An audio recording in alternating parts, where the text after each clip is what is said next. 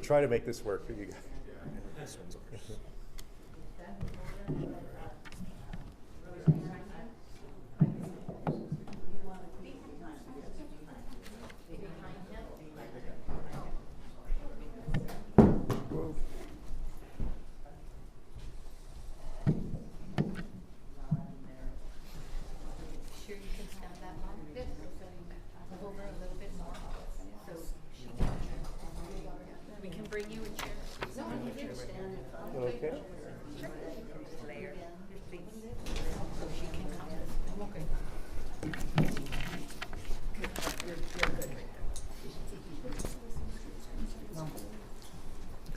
All right, y'all. Thank you, everybody, for joining us. I want to say thank you so much for being here.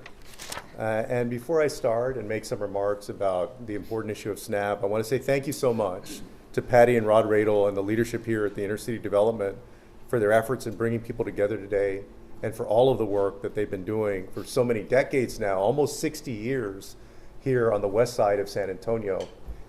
It's been incredible to watch them work and serve the people.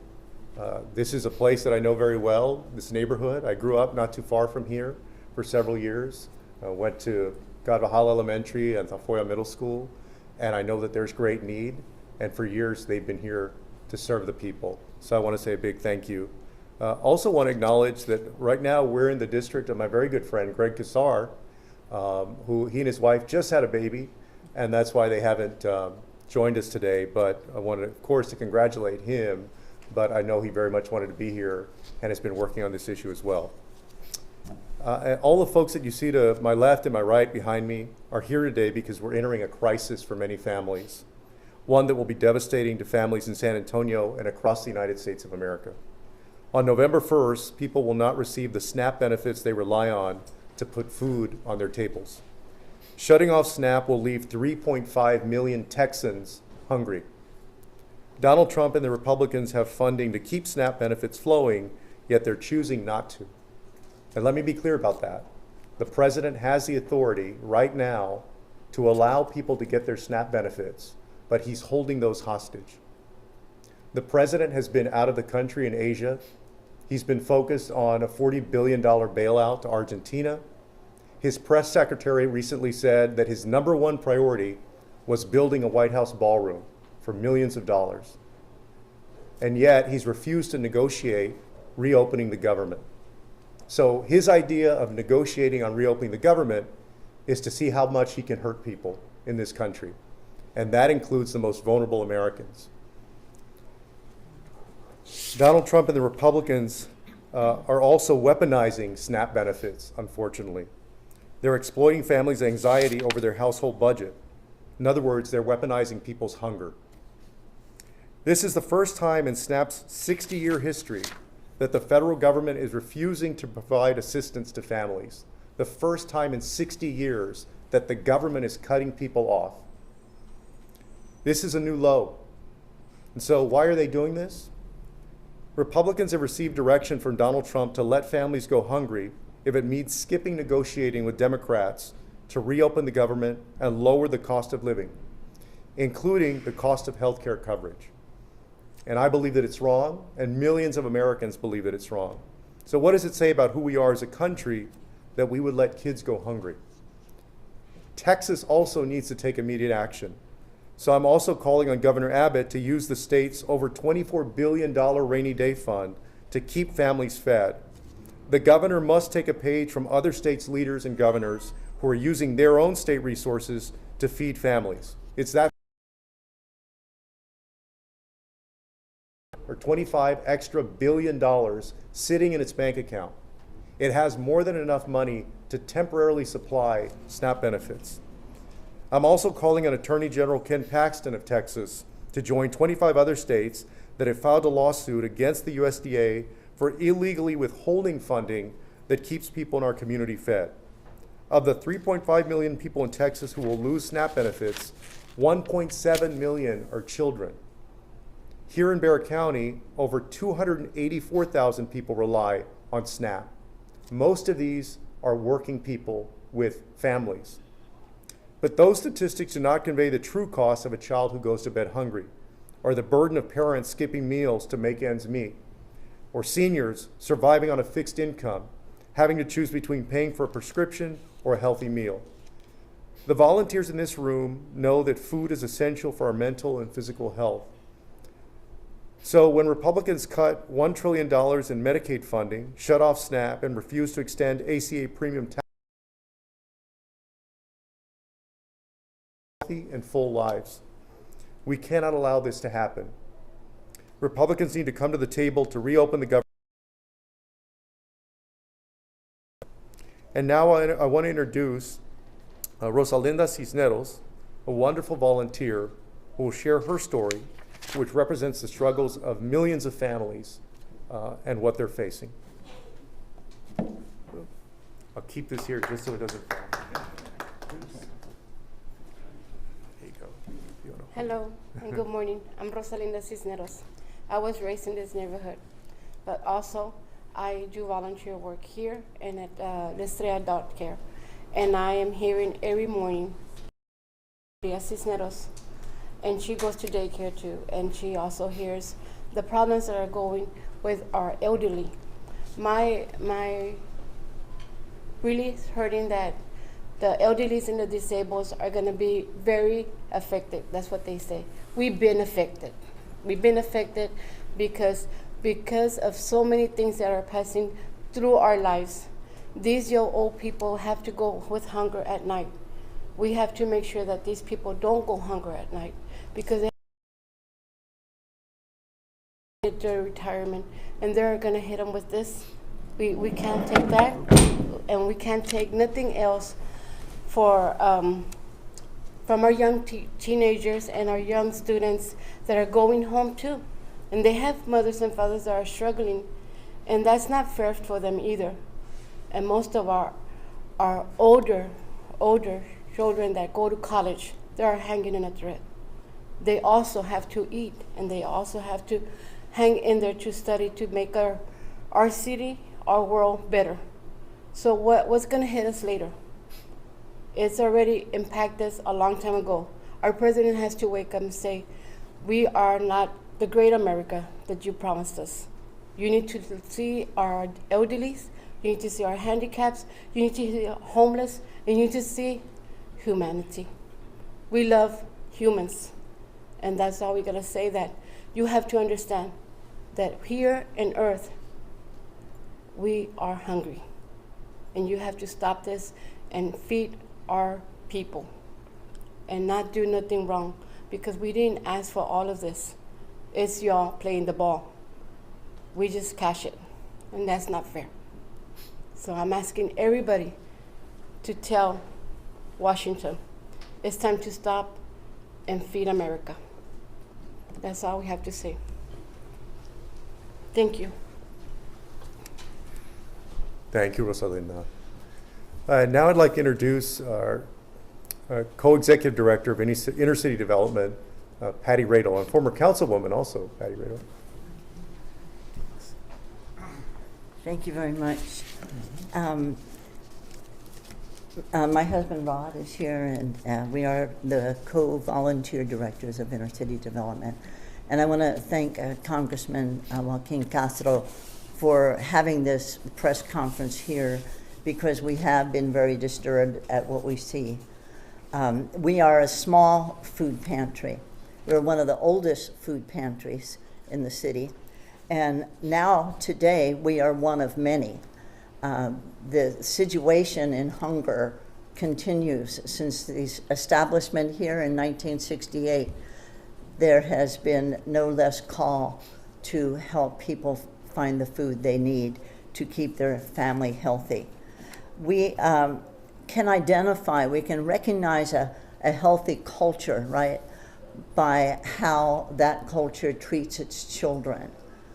So what does it say to us if we are in a culture that refuses to give formula to a baby, to give food to people with disabilities, to give food to our senior citizens, to make sure that all children, teenagers, are well nourished as they try to keep up with their schoolwork. We know here at Inner City that the call to respond to the issue of hunger has increased greatly. Usually we have, as a small pantry, we have 2 or 3 families a day that will come in for groceries. Yesterday, we had 10. And we know what entered the door was fear of what's coming. And of course, that adds to the stress of a family that's already under stress. And many of the people that come here don't have a car. They may come on the bus. When we say to somebody, oh, is this person also with you? No, they're not here for food. They gave me a ride. It's my neighbor, it's my family friend, it's my brother, it's my sister. So transportation to get to resources is a big problem as well. And that fear, carries into the household. We also have an average of 50 unhoused neighbors that come here each day seeking food. And many situations there are the results of unemployment, which of course leads to lack of food, which of course leads to the malnutrition and suffering and added stress. The stories that come to us are heartbreaking already. Even people who are on stamps, or people who are on the SNAP program, it doesn't mean that they don't have a hunger problem anymore. Because with the rise in the price of food, the great rise in the source of food in our grocery stores, nowadays those you use stamp from the older term. Nowadays those SNAP resources do not carry them to the end of the month. And so it increases, again, the demand for some response to how we help people who are in very vulnerable positions. And pointing out that even a person on stamps, that's a statement that they are already in a position of insecurity in their home, right? And the fact that prices have risen in food and they can't stretch that to the end of the month, that's added pressure. And so the idea of the stamps, the idea of SNAP benefits being cut off takes a very, very stressful, very, very ugly situation to a point, to a level of criminal proportions. If there's money there, yet we let people go hungry, what kind of a society are we? Right. We need that government response. The community pantries need support in this very critical time. So I make an outcry if you have a food pantry in your area, please support those food pantries, but please raise your voice about the horrible condition of a decision to cut off food to families who need to feed their children. Thank you. All right, thank you so much, Patty, and thank you, Rod, for your years of service to this community and everything that you've done here, and to the volunteers also for all the incredible work they've done for the people of this West Side community.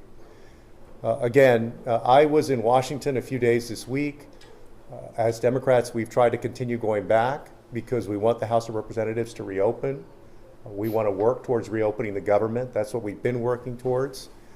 Again, unfortunately, the president has been out of the country, has been focused on other issues, has been disengaged, and now is weaponizing SNAP benefits, holding people's SNAP benefits hostage because he doesn't want to extend healthcare tax credits. And let me speak to that briefly, and then I'll take some questions if you have them. if those tax credits run out for healthcare, people have already started to receive, to see how much their healthcare costs are going to increase. These are folks like small business owners that were able to leave working at other jobs, start their own small businesses. The reason they could afford it is because of these tax credits that we're fighting for. Otherwise, they would not have been able to afford to run their own small businesses. Their health insurance premiums would go up hundreds or thousands of dollars. And that's what people are experiencing right now. But we still have a chance to do the right thing and to save them from having to either pay those big premiums and the increases, or not get health coverage at all, or get health coverage that is just not very good for them and their family. And so I hope that this gets resolved very quickly. People are living paycheck to paycheck. You still have a lot of federal workers, obviously, who are not getting paid, like TSA workers, air traffic controllers, and others. So I want people to know that I hear them, that I've been going back to Washington to try to work to reopen the government, and we want the president to do the same. With that, I'll be glad to take some questions. Yep. Mr. Castro, what are you doing personally to end the government shutdown? Well, as I mentioned, I've been going back to Washington, putting pressure on the speaker and really everyone to reopen the government. I've been sharing the stories of San Antonians. We put out a call for people from my district, the 20th district, to let us know how they're impacted. We received hundreds of responses over the last few weeks. I've been sharing that not only with the Democratic caucus, but really to anybody that will listen. And so we've been putting a lot of pressure on people to reopen. But ultimately, the president has to make the decision to do that, and the Speaker of the House. Remember, right now, Republicans have the presidency, the Senate, and the House of Representatives. So they are in control of when a chamber reopens, and I hope that they do that soon. Thank you. Depending on who you ask, it's the other person's fault. Is there any hope that you can give people, because at the end of the day, they want the benefits? No, believe me, we've heard from a lot of folks that are angry, that are fearful, that are anxious. They want the government to reopen. And yeah, I think most of all, people should be speaking out. They should call their representative, whether it's me or whether it's Chip Roy or Tony Gonzalez or Senator Cornyn or Senator Cruz, regardless of political party, and asking them to reopen the government. Is there any reassurance that you can give to people at this point? They want to know that. So is there anything besides telling them to call the congressman that you can put their minds at ease?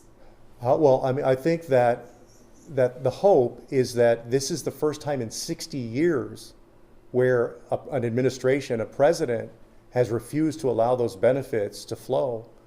USDA, which oversees the SNAP program, before the shutdown happened, they put out a plan to continue to provide SNAP benefits. And then they went and deleted that plan. They took it offline. And so yes, the hope is that the money is there. It is available.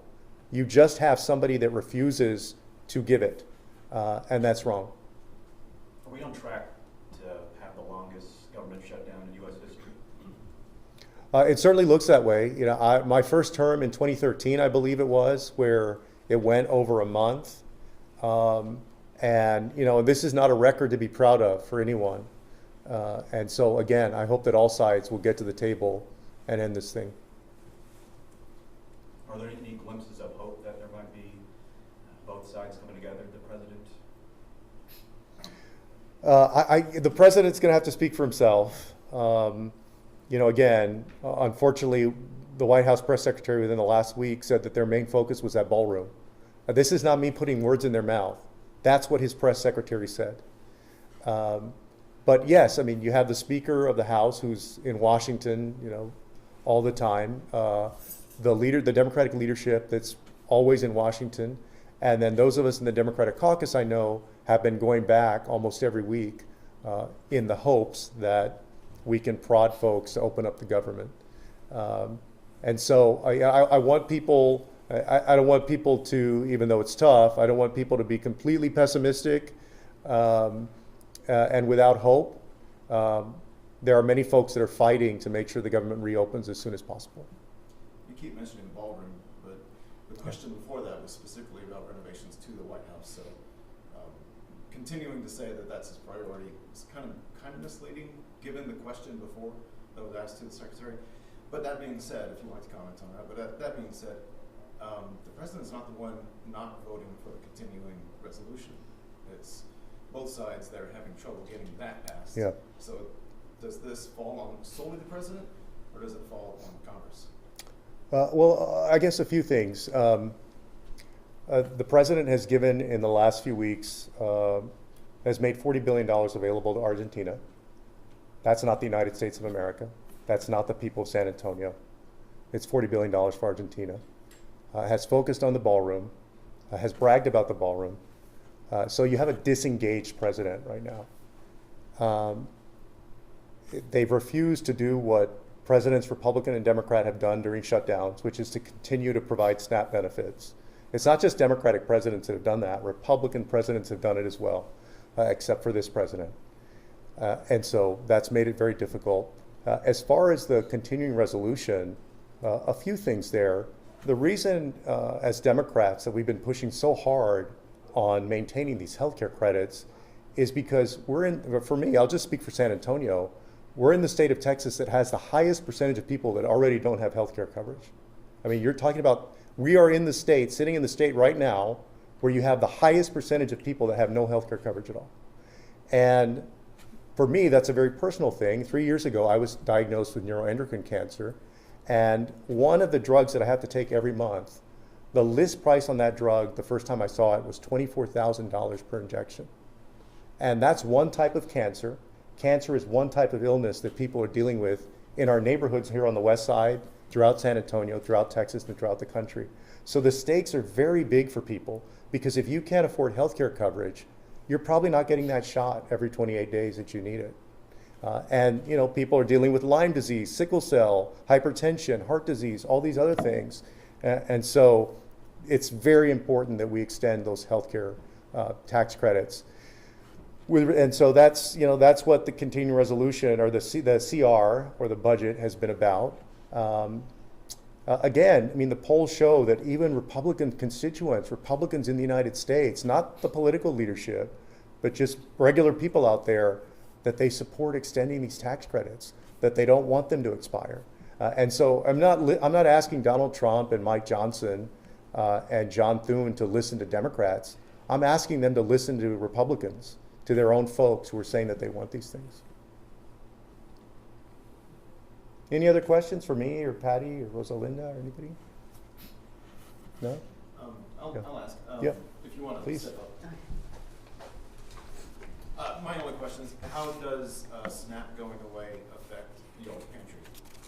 Your numbers would increase, I'm assuming. Is that the only thing, or are y'all looking at other issues? Yes, and they have already increased, as I mentioned, like the fear that we see of people figuring they won't get SNAP benefits next month. So it impacts us by our numbers going up. And we are an all-volunteer organization for our services. And we depend we depend on the generosity of other people to keep our food pantry stocked for 365 days. We will have a fundraiser in that regard starting this next month. But you know, if it keeps up the pace that it indicated yesterday, we are going to need a lot more help. So that's how it will impact us. We will need to, you know, make many requests on behalf of those in our community who are hungry. And when we say our community, a lot of the people that come to our pantry are from close around. We have the Alazana Paget Courts here in our community. It's the oldest, and I think the unit that has the most families in it. And so there are a lot of people right here that are suffering from food insecurity. But inner city will feed anyone who's hungry, who's in need. It might be somebody who lives in another part of the city, another part of the country, driving through, somebody living in their car. Hunger is our focus, so we will serve. All right, y'all. Thank you so much. Thank Thank you again, Joaquin. Oh,